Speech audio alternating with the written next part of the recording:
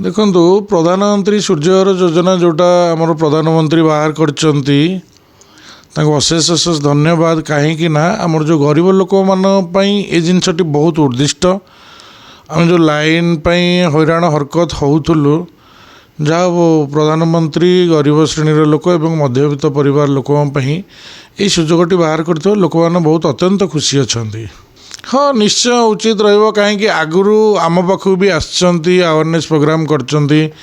2,34,000 ଟଙ୍କା ଦେବେ, 3 କିଲୋୱାଟ୍ର ଏତିକି ପଇସା ସବସିଡ଼ି ରହିବ, ଏତିକି ପଇସା ଆକାଉଣ୍ଟକୁ ଆସିବ। ଭେଣ୍ଡର ବି ଆସିକି କଥା ହେଇଛନ୍ତି।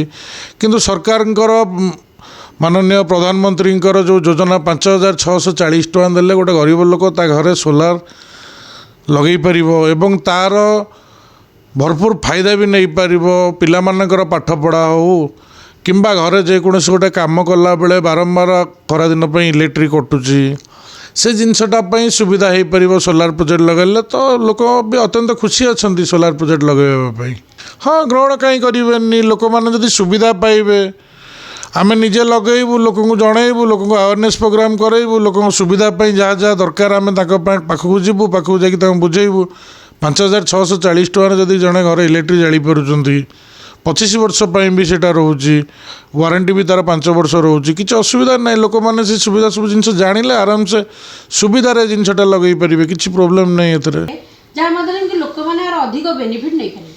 ଶୁଣନ୍ତୁ, ପ୍ରଚାର ପ୍ରସାର କଥା କହିଲେ ଆମେ ଯେହେତୁ ଜନପ୍ରତିନିଧି, ପ୍ରଥମେ ଆମକୁ ହିଁ କରିବାକୁ ପଡ଼ିବ। ଆମେ କରିଲା ପରେ ଆମର ଯେଉଁ ପଞ୍ଚାୟତ ବଡ଼ି ରହୁଛି, ଯେଉଁଥିରେ କି PO, DO, ଆମର ଅଲ୍ ନୋମିନି, ପଞ୍ଚାୟତ ସଭାପତି ଏବଂ ଅଲ୍ ୱାର୍ଡ଼ ମେମ୍ବର କମିଟି ସମସ୍ତେ ରହୁଛନ୍ତି।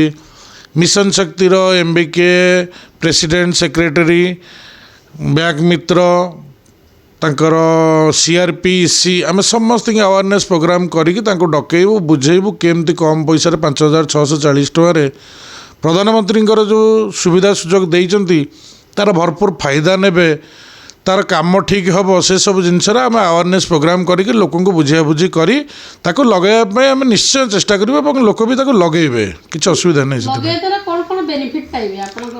ହଁ, ବେନିଫିଟ୍ ଆପଣ ଦେଖନ୍ତୁ, ବାରମ୍ବାର ଇଲେକ୍ଟ୍ରିକ୍ କଟୁଛି, ପିଲାଙ୍କର ପାଠ ପଢ଼ିବା ହେଉ କି ଘରେ ରୋଷେଇଟେ ହେଉ, ଆଜିକାଲି ତ ମାନେ ବିଦ୍ୟୁତ୍ ନ ରହିଲେ କୌଣସି ଜିନିଷ କିଛି କରି ହେଉନି। ବିଦ୍ୟୁତ୍ ହିଁ ମୂଳ ଲକ୍ଷ୍ୟ।